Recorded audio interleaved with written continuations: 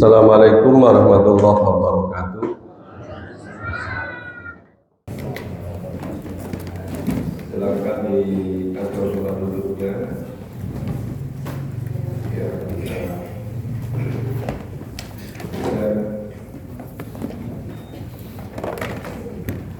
kita buka kembali mushaf Al-Quran.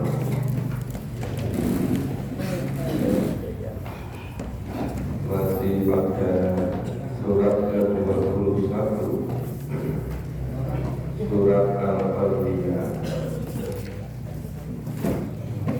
Kita lanjutkan mulai ayat ke-13. Yang dari awal surat, bagaimana sikap orang terhadap Al-Quran. Ini kelanjutannya. Mulai ayat 13. Kita baca dulu. A'udzu billahi minasyaitonir rajim. A'udzu billahi minasyaitonir rajim. Bismillahirrahmanirrahim. Bismillahirrahmanirrahim. La ta'budu warji'u ila ma utriftum fi. La tarkulu warji'u ila ma utriftum fihi. Wa masakinikum la'allakum tus'alun. Wa masakinikum la'allakum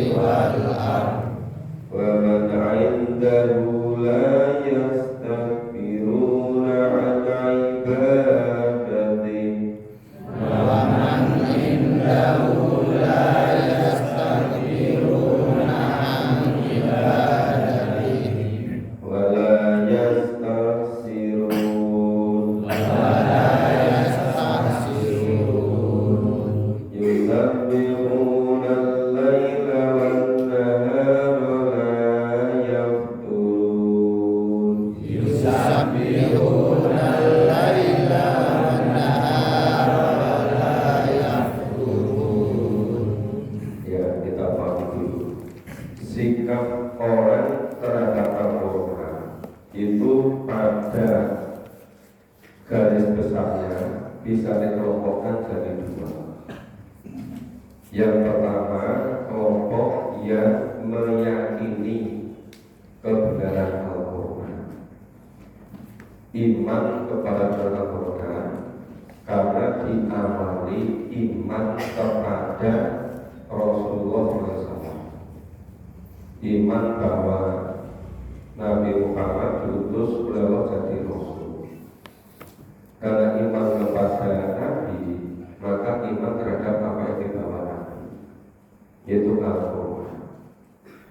Nah, karena iman kepada Al-Quran, Al-Quran berisi tentang seluruh rukun iman. Jadi iman kepada Allah, iman kepada malaikat, iman kepada Rasul, iman kepada kita, iman kepada hadis, iman kepada akhirat, ada yang berdasar mati.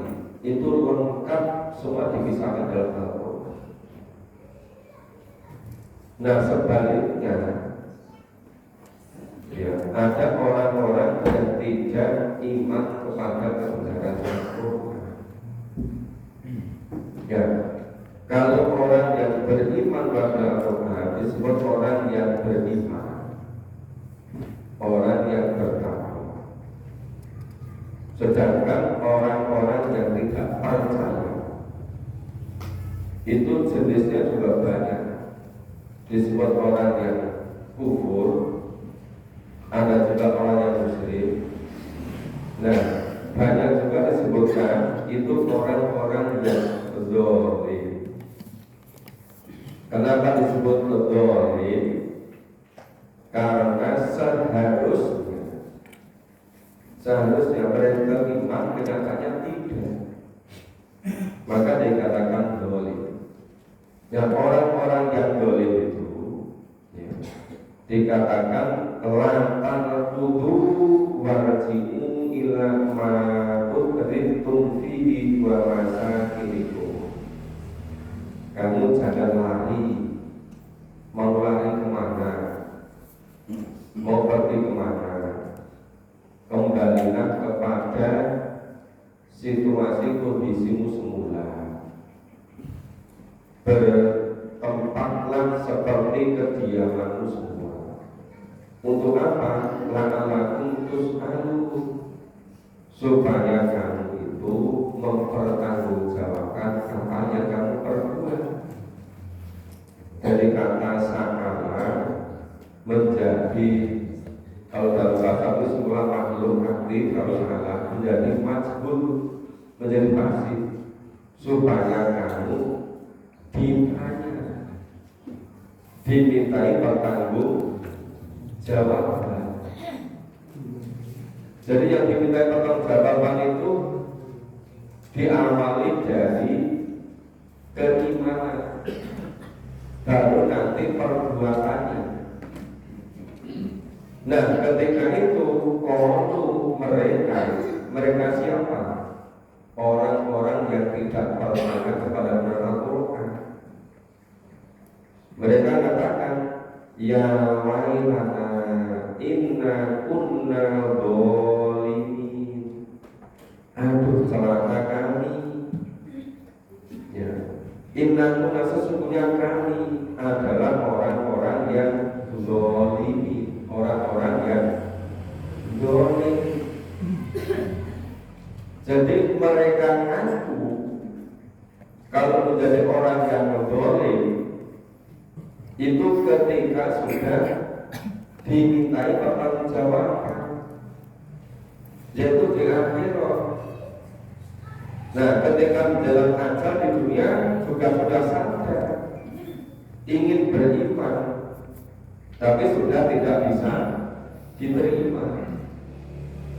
Ketika di alam kubur juga menyesal yang menyadari hidupnya keliru sehingga disiksa di kubur. Tapi begitu nanti yaumil ba'ats semua dikumpulkan di masa kemudian mempertanggungjawabkan amal, mereka katakan, ya wailana inna kunna zalimin. Ya aduh, celaka kami. Sehingga kami termasuk orang-orang yang zalim. Jadi sadar kalau zalim itu ketika diminta pertanggungjawaban itu sudah terlambat, sudah tidak bisa lagi. Ini kalau saya menyampaikan dasar sedikit begini, sebetulnya perbuatan orang ditentukan oleh keimanannya, iman pada Quran apa tidak. Ya. Keyakinan keimanan itu bisa ditentukan, dipengaruhi oleh apa saja yang dia dengar, yang dia lihat, yang dia perhatikan. Semuanya itu apa yang dilihat, didengar, diperhatikan itu namanya diterima melalui indera luar, sensori luar, kemudian diproses oleh sensori dalam, menjadilah namanya alam pikiran.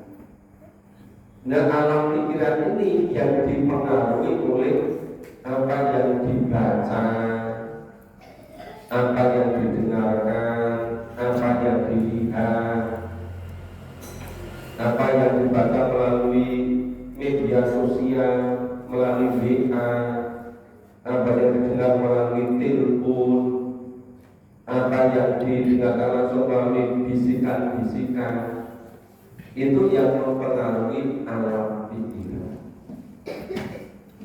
Nah, orang-orang yang tidak begitu kokoh berpegang teguh pada Quran itu masih mudah kena pengaruh alam pikirannya. Maka itu ilmuwan yang luar biasa di pada dunia Islam, namanya Ibnu Khaldun. Itu lahir di Tunisia karena hidupnya diabdikan untuk ilmu. Dia merantau, kemudian menetap di Mesir, wafat di Mesir. Ketika itu ya, dia hidup tahun 1332 meninggal tahun 1405. Itu sudah menganalisis berpendapat. Sebetulnya orang Islam menangis dijajah. Yang dijajah itu bukan sekedar hasil buminya, bukan sekedar kekuasaan pemerintahan, bukan sekedar politik, tapi yang paling berbahaya itu yang dijajah itu alam pikirannya. Nah, sekarang belum terjadi. Kalau abad ke-16, 17, abad ke-20 ketika ingin menguasai itu perlu mengerahkan tenaga fisik, ya, menyiapkan berbagai macam akomodasi untuk perjalanan laut yang lamanya bisa berbulan-bulan dari Eropa ke Nusantara. Itu waktu lama. Kemudian tinggal di Nusantara, menguasai hasil buminya, kemudian rakyat suruh tanam, hasilnya dipulkan, diangkut ke kapal, kemudian dibuat jalan, semua jalan melalui sungai besar sampai ke pantai. Di pantai dinaikkan kapal besar, diangkutlah ke berbagai macam negara di Eropa. Lama-lama juga hasilnya bagus, rakyat dipaksa harus bekerja siang malam, bahkan bikin irigasi, bikin bendungan, bikin jalan darat untuk mengangkut hasil bumi. Kemudian mereka butuh tenaga ekstraksi. Anak-anak Nusantara dididik, dilatih biar ngerti, bisa membaca, bisa menulis, ngerti hitung-hitungan. Digunakan oleh mereka untuk menangani administrasi. Itu namanya penjajahan zaman dulu. Yang dijajah itu melalui fisik. Tapi penjajahan era sekarang abad 20 akhir abad 21 ini tidak perlu mengerahkan tenaga fisik, tapi yang dijajah itu alam pikiran. Yang dipengaruhi itu pikiran orang. Yang dijajah apa? Kekuatan umat Islam itu ada pada kitab suci Al-Quran. Maka mencari segala cara supaya orang Islam itu tidak paham Al-Quran.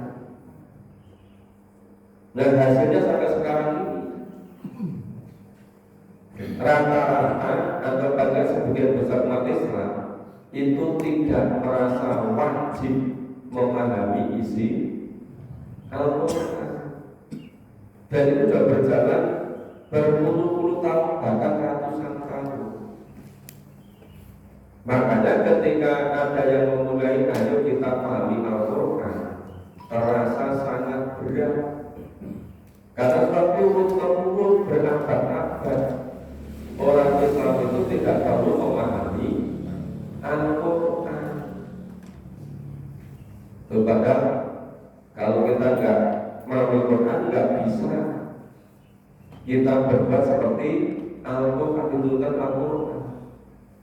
Ya, sadar-sadar ketika sudah menjelang datang aja, sadar ketika sudah di alam kubur, lebih sadar lagi ketika sudah dimintai pertanggungjawaban lama-lama tus anum, supaya mereka mempertanggungjawabkan amalnya. Baru mereka mengatakan ya mailana inna kunna zalimin. Waduh, celaka betul kan ini. Ternyata kami termasuk orang-orang yang zalim gitu. Ini coba, ini sudah dikisahkan di dalam Al-Quran, sudah dimajukan pada Nabi kepada sahabat. Ini masih pada generasi waktu periode Makkiyah sebelum Rasulullah hijrah. Dan kok persis relevan dengan era sekarang. Iya kan? Maka Quran itu berlaku sepanjang masa. Sudah 1400 tahun lebih yang lalu sampai sekarang persis sangat cocok itu. Nah, baru menyadari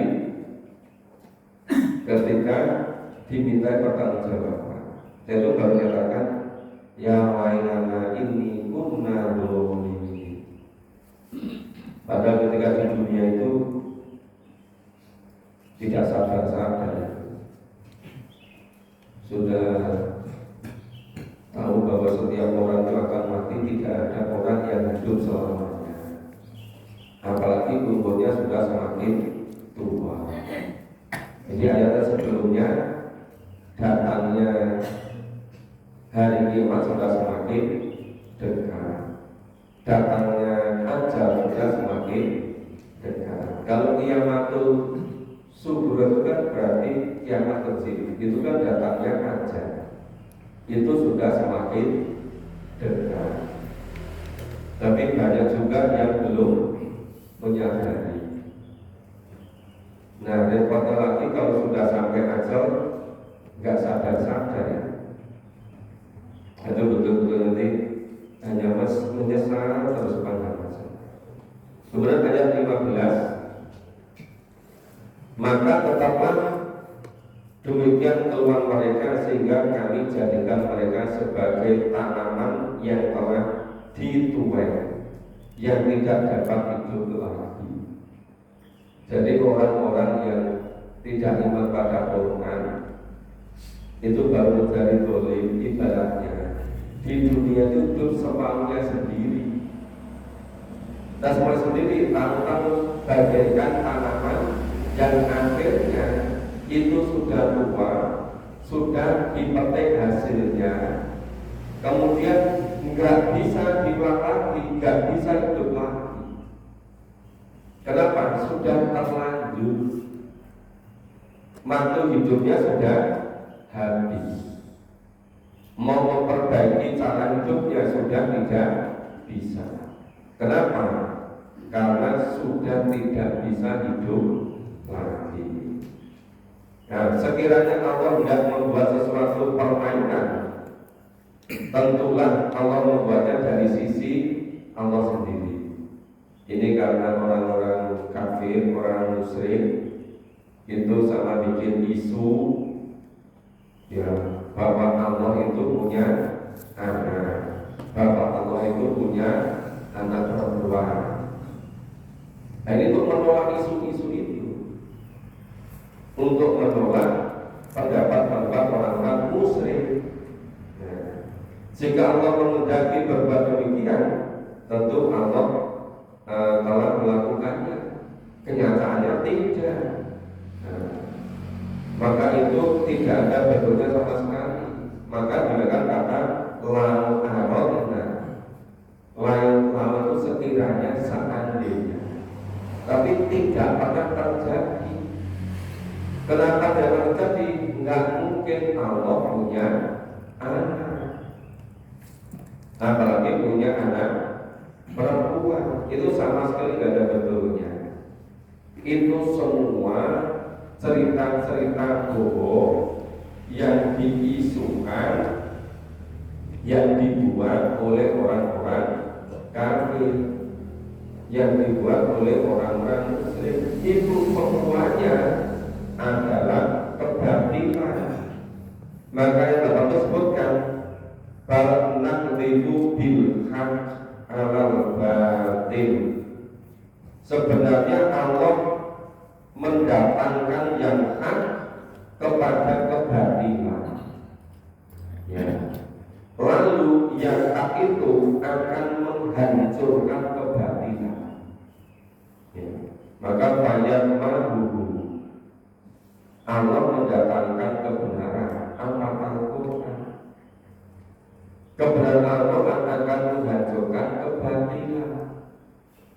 Maka fa'idah wa zahid, maka dengan serta-merta yang batil itu akan lenyap.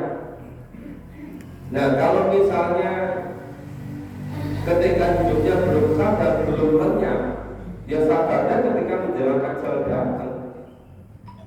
Tapi pasti akan lenyap, pasti akan sadar. Itu hanya persoalan waktu saja. Maka Allah mendatangkan kebenaran, mendatangkan hak, kemudian menghancurkan kebatilan. Nah, sesungguhnya yang hak itu pasti akan dengan serta-merta menghancurkan kebatilan. Cuma waktunya kapan? Ketika orang yang dulu sudah keterlaluan kebatilannya, ya bisa dijadikan dilakukan siksa secara massal, seperti yang terjadi pada umatnya Nabi Lut. Yang sudah orang diciptakan ini laki-laki, ini perempuan, berpasang-pasangan. Yang laki-laki jodohnya perempuan, yang perempuan jodohnya laki-laki. Kok malah berkembang yang laki-laki senang sama laki-laki, akhirnya dimusnahkan semua. Yang sekarang malah lebih kompleks lagi. itu hampir tiap hari itu. Sebelumnya sering sekali kalau kita tahu yang sebenarnya itu ketika punya teman dia konsultan psikologi di tempat penjara, ada penjara anak-anak, ada penjara kecil. Itu salah satunya mengetahui kenapa dia berbuat seperti itu. Itu ternyata itu sangat mengerikan, apalagi hubungannya dengan pergaulan bebas. Kenapa demikian? Sekarang kan mulai muncul juga informasi misalnya, oh ini meninggal karena aborsi, ini meninggal karena bunuh diri, oh ini meninggal karena apa itu depresi, ini meninggal karena melalui obat overdosis. Semakin kompleks. Itu sebabnya hanya satu. Apa? Hidupnya tidak mau mengikuti tuntunan Allah, tidak mau mengikuti Al-Quran. Dan bagaimana tuntunan Al-Quran? Tidak mau diajak paham. Coba di Jogja ini, orang datang dari seluruh penjuru Indonesia kumpul di Jogja, kuliah. Ada mungkin 115 sampai 120 perguruan tinggi di Jogja. Dulu waktu saya jadi sekretaris jadi tim 9 yang masih perguruan tinggi seluruhnya dari Jogja, itu jumlahnya masih 134 keseluruhan dari Jogja. Tapi ketika kena krisis, kemudian kena COVID, kemudian ada yang berkelahi sendiri pengelolanya, itu banyak perguruan tinggi yang berubah. Mungkin sekarang 100, terus 110-an masih ada. Itu ternyata mereka datang ke Jogja itu sudah membawa berbagai macam tradisi di dalam mereka masing-masing. Yang rata-rata mulai dari pendidikan dasar sampai lulus SMA itu tidak ditanamkan pentingnya hidup ini mengikuti Al-Quran, pentingnya memahami Al-Quran. Akhirnya Pak, ini jadi akumulasi dari mana-mana. Makanya ya penyakit-penyakit sosial itu sepertinya semakin kesini itu mulai dari tingkat usia yang semakin awal, semakin muda. Yang contoh nyata itu pergaulan bebas itu, iya kan? Sebabnya apa? Sebabnya terpengaruh oleh berbagai macam cara hidup. Tadi yang diserang itu alam pikirannya, dipengaruhi, terus menjadi kebiasaan, menjadi gaya hidup itu. Nah, terus ini tadi Mubailu lima kasih. Kecelakaanlah bagi kamu disebabkan kamu mensifati Allah dengan sifat seperti ini, bahwa Allah punya istri, Allah punya anak, Tuhan punya itu semuanya kebatilan, semuanya tidak ada betulnya. Itu celaka orang-orang yang punya pendapat, punya keyakinan semacam itu. Padahal balahu dan kepunyaan Allah mangkis sama mati wa semuanya ada di langit, yang ada di bumi. Wa man indahu la yastakbiruna an ibadati wa la yastaksirun. Malaikat yang ada di sisi Allah, mereka tidak mempunyai rasa angkuh untuk menghambakan diri kepada Allah, walayas tasirun, dan tidak pernah letih, tidak pernah capek. Jadi selama-lamanya yang namanya para malaikat itu senantiasa takut sepenuhnya pada Allah. Padahal manusia itu makhluk yang lebih mulia dari malaikat, karena dibekali dengan berbagai macam kecerdasan, sekaligus dibekali oleh berbagai macam keinginan. Keinginan yang tidak baik namanya nafsu, menjadi hawa nafsu. Itu yang menjadikan manusia itu seringkali melampaui batas. Makanya kenapa kalau malaikat tidak pernah merasa letih untuk ikut Allah, tapi kalau manusia kok mudah merasa capek, merasa bosan, ya, tidak bisa istiqomah. Ini salah satunya karena dibekali dengan berbagai macam keinginan, ya, berbagai macam kecenderungan. Kemudian diakhiri dengan yusabihuna laila wan nahar la yafturu. Mereka selalu bertasbih malam dan siang, la yafturu, tidak ada henti-hentinya, terus menerus. Ini kalau orang itu,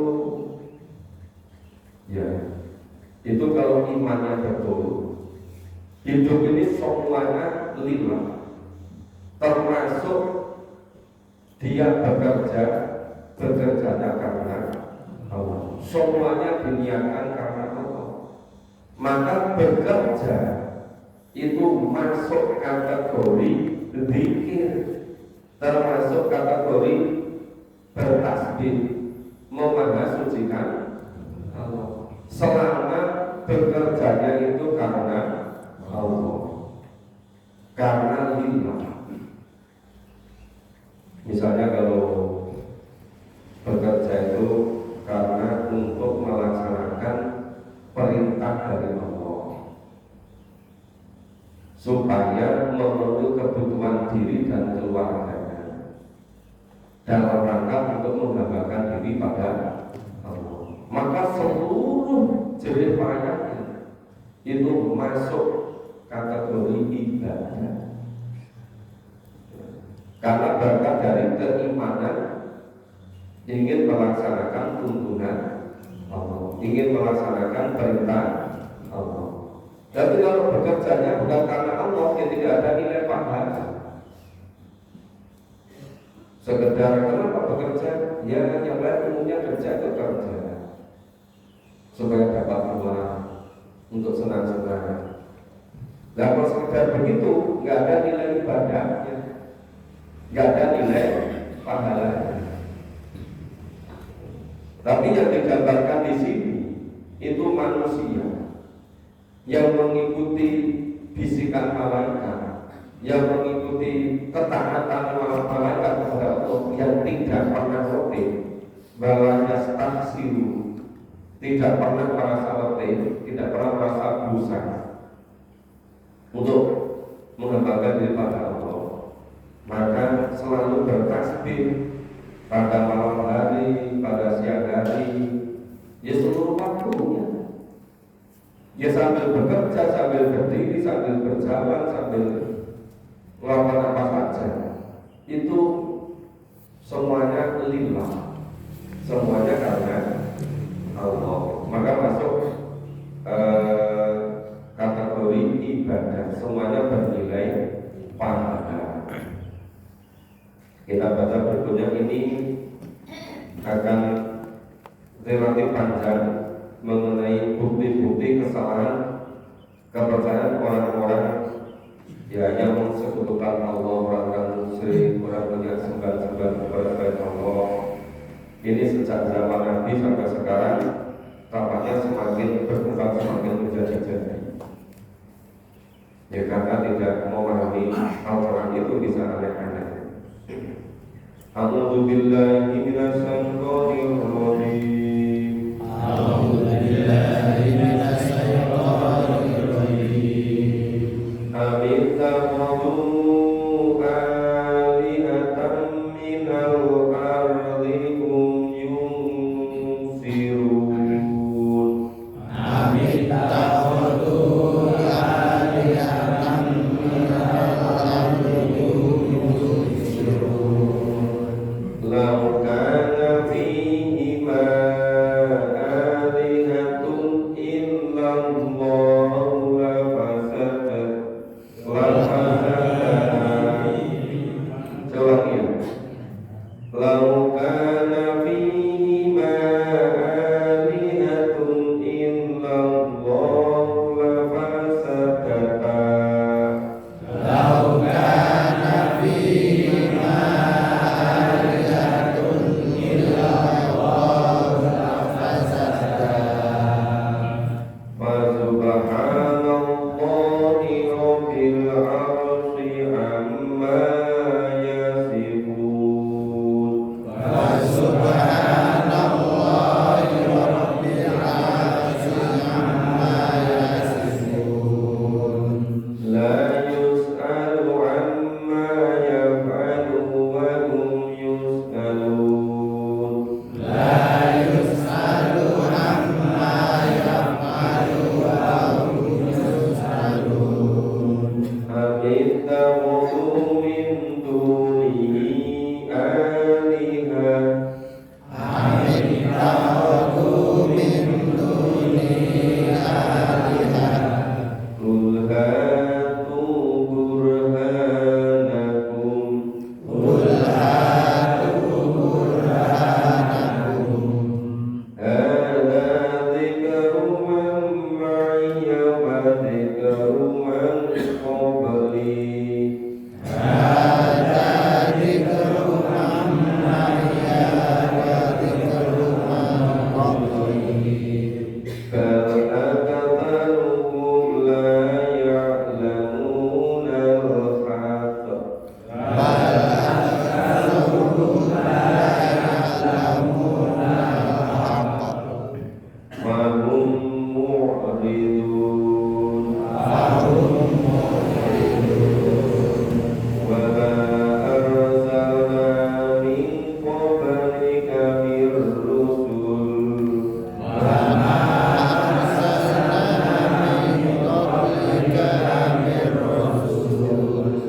Min rasulin illa nuhin ilaihi anna Min rasulin illa nuhi ilaihi annahu la ilaha illa ana fa'budun. annahu la ilaha illa ana fa'budun.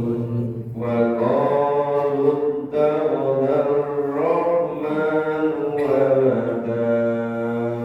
Wa qalu ittakhadha ar-rahmanu walada. Subhanahu bal ibadun mukarramun. Subhanahu bal ibadun mukramun. La yasbiqunahu bil qawli wa hum bi amrihi ya'malun. La yasbiqunahu bil qawli wa hum bi amrihi ya'malun.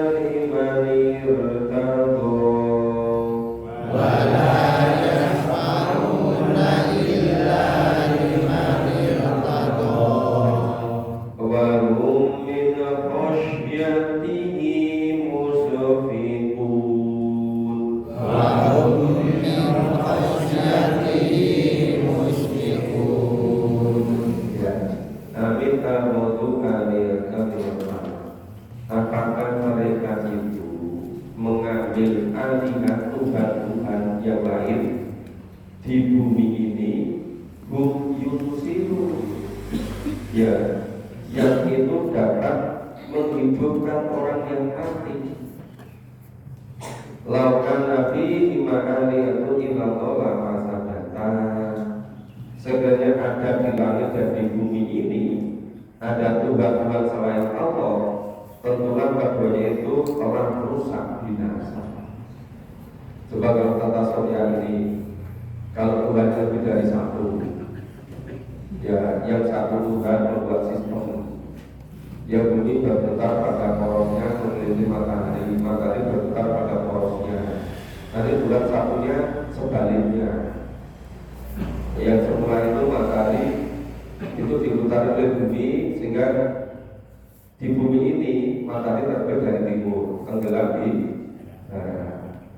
nanti Tuhan satunya nggak terima begitu, nggak tahu yang lagi, kacau nggak ya?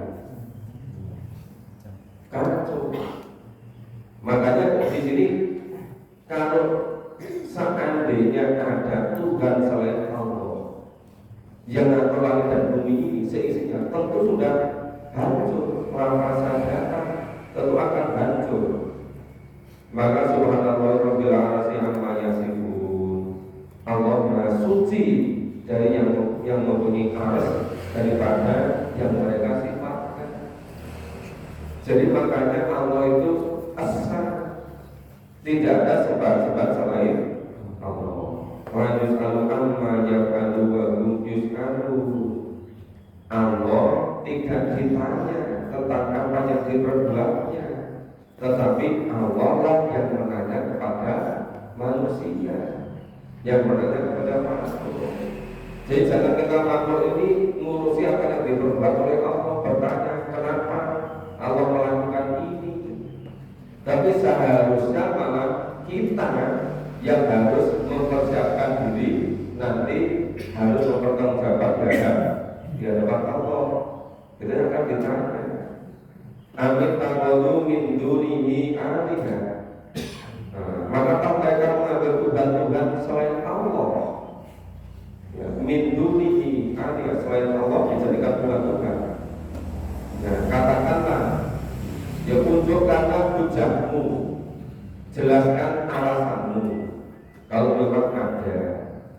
Nah, antara ini adalah peringatan bagi orang-orang yang bersamaku, bersama Nabi, dan peringatan bagi orang-orang yang sebelumku. Kenapa? Karena sebelum Nabi Muhammad, Nabi Rasul menerima suku-suku, ya, lembaran-lembaran berisi wahyu. Itu mengenai ketakutan keimanan sama, tentang mengesahkan Allah. Jadi beda itu kalau sudah disalahgunakan. Yang semula Allah itu esa, gue dipahami jadi berbeda. Nah, makanya dikatakan, ya, ini Al-Quran ini jadi peringatan bagi orang-orang yang bersama Nabi dan peringatan bagi orang-orang sebelumnya. Karena yang sebelum itu selama berpegang teguh kepada wahyu yang diterima oleh Nabi sebelumnya sama nilai ketakwinannya. Nah, sebenarnya kebanyakan mereka tidak mengetahui yang hak, karena itu mereka berpaling. Kenapa tidak mengetahui yang hak? Ya tidak mau memahami kitab sucinya, tidak mau mengikuti nabinya. Maka kebanyakan menjadi penentang dari Nabi dan Rasulnya. Apalagi waktu yang berjalan lama.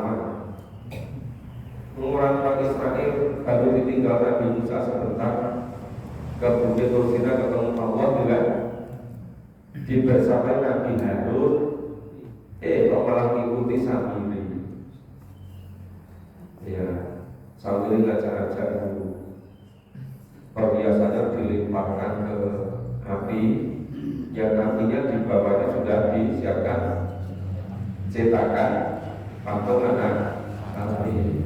Setiap perhiasan emas dilemparkan itu terlebur oleh api yang membara tadi kan, meleleh semua kan, mencair kan. Nah, terus melekat di cetakannya tadi. Setelah kali jadi patung anak api, terus disembah. Nah Harun katakan itu nggak betul, dia kembali malah jawabnya apa? Kami tetap menyembah patung anak sapi ini sampai Nabi Musa kembali. Ternyata ketika Nabi Musa kembali, dia tetap sama musyrik. Padahal ditinggal paling berapa? Mungkin hanya 40 hari. Perjalanan Nabi Musa dari Mesir ke Bukit Tursina terus balik itu sudah mengikuti sapi yang menyembah patung anak sapi. Apalagi dari masa Nabi Muhammad sampai sekarang sudah ribuan tahun. Makanya kalau nggak betul-betul memahami Quran, itu sepertinya sangat sulit akidah kita itu bisa murni. Ya. Maka untuk memurnikan itu harus semuanya berusaha memahami apa yang ada pada Al-Quran. Terus bahwa arsalna min qablika min rasulin illa nuhi ilaihi annahu la ilaha illallah fa'buduhu. Dan kami tidak mengutus seorang rasul pun sebelum kami, melainkan Allah mewahyukan kepadanya bahwasanya tiada Tuhan selain Allah, maka sembahlah olehmu sekalian akan Allah. Ini yang menjadi dasar bahwa seluruh nabi, seluruh rasul itu tentang kebangkitan sama, yaitu mengesahkan Allah. Ini wa ma arsalna min qablika, dan tidaklah Allah mengutus rasul sebelummu min rasulin, dari para rasul-rasul ila nuhi ilaihi annahu la ilaha illa ana, bahwa semuanya itu diberi wahyu untuk semata-mata mengesahkan Allah, tiada Tuhan selain Allah, maka sembahlah Allah. Berarti dua, yang satu mengesahkan Allah, yang kedua menyembah semata-mata pada Allah. Itu tugas seluruh nabi, seluruh rasul. Sedangkan Nabi Adam misalnya itu di dalam Al-Quran paling tidak disebutkan harus iman pada 25 nabi dan rasul itu. Mungkin separuh lebih disebutkan di surat Al-Anbiya ini nanti di 25 itu. Itu semuanya sama, mengesahkan Allah dan menyembah kepada Allah semata. Ya, kemudian fa'budu, sembahlah.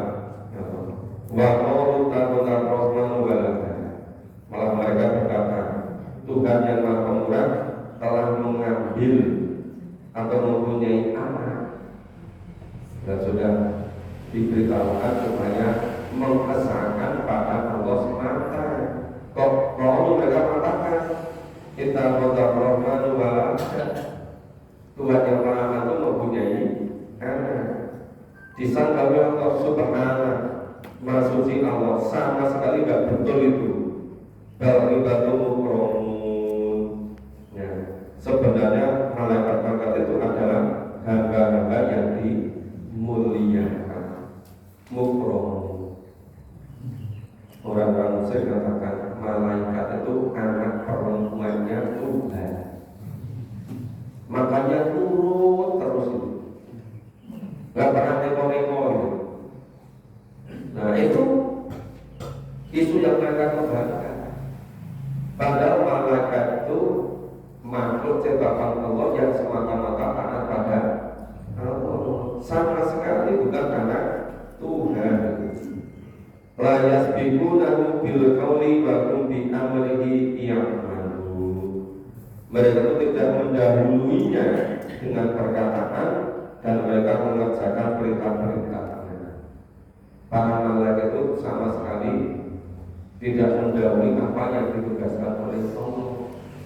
Nah, dan para malaikat itu semata-mata mengerjakan apa yang diperintahkan oleh Allah. Yang lamuma baina adihi wa ma qawmatu.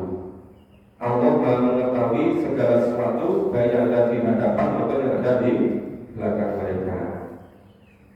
Wala yasma'una illa limanil talu. Mereka tidak memberi syafaat melainkan kepada orang-orang yang diridhoi oleh Allah. Jadi Allah sama sekali tidak memberi syafaat kepada orang kecuali yang diridhoi oleh Allah. Dan mereka itu selalu berhati-hati karena takut kepada Allah. Jadi yang dikasih syafaat oleh Allah siapa? Orang-orang yang diridhoi oleh Allah. Dan orang-orang yang selalu berhati-hati karena mereka takut sepenuhnya kepada Allah. Maka yang punya syafaat itu hanya Allah. Allah memberikan syafaat kepada orang-orang yang diridhoi dan kepada orang-orang yang senantiasa takutnya hanya kepada Allah. Jadi jangan ketika di dunia mensekutukan Allah, ada sembahan-sembahan selain Allah, kemudian ketika di akhirat minta syafaat. Syafaat itu semata-mata dari Allah melalui Rasulullah memohon pada Allah dulu, mohon izin dulu pada Allah. Dan Rasulullah hanya mintakan syafaat hanya orang yang beriman, hanya yang diridhoi oleh Allah, hanya pada orang-orang yang takutnya semata-mata pada Allah. Ini tadi sampai ayat 28. Insya Allah besok pagi kita lanjutkan mulai ayat 20. Demikian, ini masih terus terkait dengan mengesahkan Allah, mentauhidkan Allah, dan semata-mata menyembah kepada Allah. Semoga kita bisa mengambil pelajaran dari apa yang kita pahami dari firman Allah. Semoga kita senantiasa bisa mensucikan, membersihkan, memurnikan niat kita, hati kita, sehingga kita tidak mudah kena pengaruh, tidak mudah kena berbagai macam pengaruh-pengaruh sosial dan seterusnya. Tapi semakin sering, semakin murni niat kita. Paling tidak itu ya sampai selesai 30 juz kita pahami dulu. Nanti kalau sudah selesai 30 juz belum paham, silakan mau kemana-mana apa saja. Tapi 30 juz ini tetap kita pahami dulu sampai selesai. Mudah-mudahan